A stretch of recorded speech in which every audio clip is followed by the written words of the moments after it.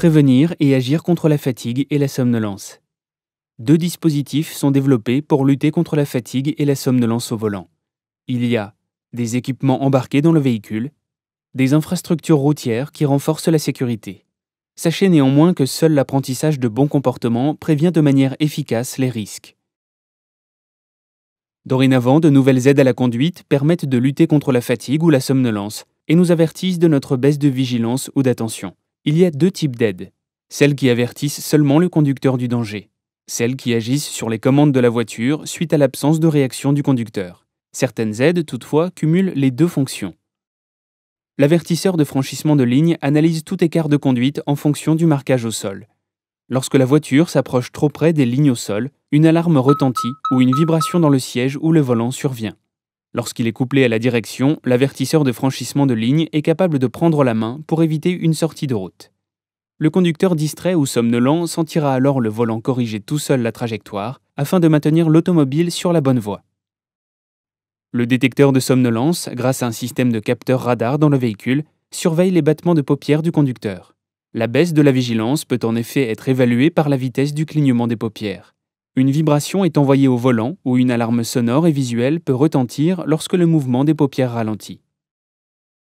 Nous pouvons aussi mentionner le régulateur de vitesse adaptatif AAC qui est associé à un capteur radar qui calcule en permanence votre distance avec le véhicule situé devant vous en fonction de la vitesse à laquelle vous roulez. Il ajuste automatiquement la vitesse en ralentissant si nécessaire afin de maintenir la bonne distance de sécurité. Enfin, le système anti-collision pallie l'absence de réaction du conducteur lors d'un ralentissement brutal. Ce dispositif, couplé au radar du régulateur de vitesse intelligent et gérant la distance avec le véhicule précédé, active automatiquement le freinage d'urgence. Si une voiture devant vous freine brutalement ou qu'un piéton surgit de nulle part, le système anti-collision déclenche automatiquement le freinage de votre voiture. Certains véhicules haut de gamme vont jusqu'à l'arrêt complet. Des équipements de sécurité font désormais partie des infrastructures routières. Sur les autoroutes, où la somnolence est de loin le premier facteur d'accident, des aires de repos permettent de s'arrêter pour se détendre en cas de fatigue ou pour réaliser une sieste en cas de somnolence avérée. Des études ont montré une baisse significative des accidents sur les tronçons juste après les aires de repos. Des messages sur les autoroutes apparaissant sur des panneaux de signalisation dynamique rappellent aux conducteurs la nécessité de réaliser une pause toutes les 2 heures ou de garder les distances de sécurité. Ils vous incitent à faire le point sur vos signes de fatigue. Enfin, certains dispositifs ont été mis en place pour garder le conducteur éveillé ou lui rappeler de faire attention. Des bandes rugueuses sont présentes dans des zones dangereuses et vous invitent à ralentir. On en retrouve avant les péages, à l'entrée de certaines agglomérations ou à proximité d'intersections sans visibilité. L'attention du conducteur est ainsi directement sollicitée par le bruit. Des rails de sécurité au milieu et sur les côtés des autoroutes et de certaines routes hors agglomération diminuent fortement le risque de collision frontale avec d'autres usagers et les sorties de route. Enfin, pour lutter contre la somnolence sur autoroute, les bandes d'arrêt d'urgence sont toutes pourvues depuis 2012 de lignes de rive anti-sommeil. Dotées d'éléments en relief, ces lignes de rive fonctionnent comme des bandes rugueuses et sont très sonores dès que les pneus roulent sur la ligne. Ces lignes sont très efficaces puisque d'après une étude, près de 2/3 des conducteurs avouant s'être assoupis ont été réveillés par le bruit de roulement. Elles permettent également de maintenir une trajectoire correcte quand un manque d'attention survient. Même si ces aides et infrastructures sont très importantes car elles permettent de détecter la somnolence, voire de réveiller le conducteur, celui-ci doit savoir évaluer l'état de sa fatigue et de sa vigilance. Car dans la majorité des cas, les conducteurs ressentent les effets de la fatigue et de la somnolence, mais continuent à conduire en luttant au lieu de s'arrêter. Voyons quelques conseils très simples et efficaces. Premier conseil. Évaluez et gérez bien vos conditions de départ.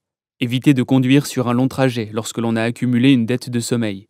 Il est préférable de partir après une bonne nuit de sommeil et durant une semaine où il n'y a pas eu trop de retard de sommeil accumulé.